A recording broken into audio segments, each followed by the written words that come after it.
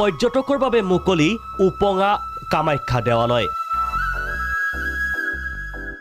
শৰাইঘাট সৰোবৰত উপঙা কামাখ্যা ধাম শিল্পী অৰূপজ্যোতি বৰকটকীৰ হাতৰ পৰশত প্ৰাণ পাইছে উপঙা কামাখ্যাই বাঁহ থাৰ্মকল প্লাই প্লাষ্টিক বটল ৰঙেৰে প্ৰস্তুত উপঙা কামাখ্যা 12 ফুট বহল 40 ফুট দীঘল উপঙা কামাখ্যা অম্বুবাচী মেলা উপলক্ষে পৰ্যটন উন্নয়ন নিগমৰ অনন্য প্ৰয়াস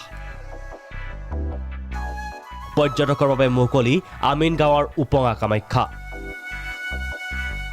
নীলাচলত নহয় আমিন গাঁৱত মা কামাখ্যা ধাম অম্বুবাচী মেলা উপলক্ষে শৰাইঘাট সৰোবৰত শিল্পীৰ হাতৰ পৰশত প্ৰাণ পাই উঠিছে হুবহু কামাখ্যা দেৱালয়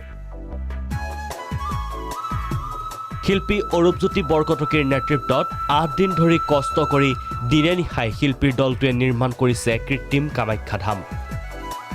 নিশা উজলিছে উপঙা কামাখ্যা সৰোবৰ জিলিকিছে প্ৰবাহিত বন্তিৰ পোহৰত অসম পৰ্যটন উন্নয়ন বিভাগ আৰু জিএমডিএৰ বিষয়ববীয়াৰ উপস্থিতিত মুকলি হ'ল উপঙা কামাখ্যা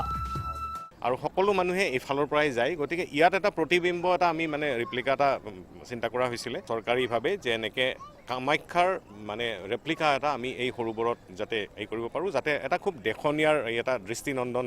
কাৰ্যসূচী এটা হয় গোটেই এই মেলাখন আৰু মেলাৰ এইটো এটা নতুন কামাখ্যা ধামক আকৌ নতুন ৰূপত আমি যাতে তুলি ধৰিব পাৰোঁ তাৰে এটা প্ৰচেষ্টা উত্তৰ গুৱাহাটীৰ পৰা নিতুপন মেধি ৰিপৰ্ট প্ৰাগ নিউজ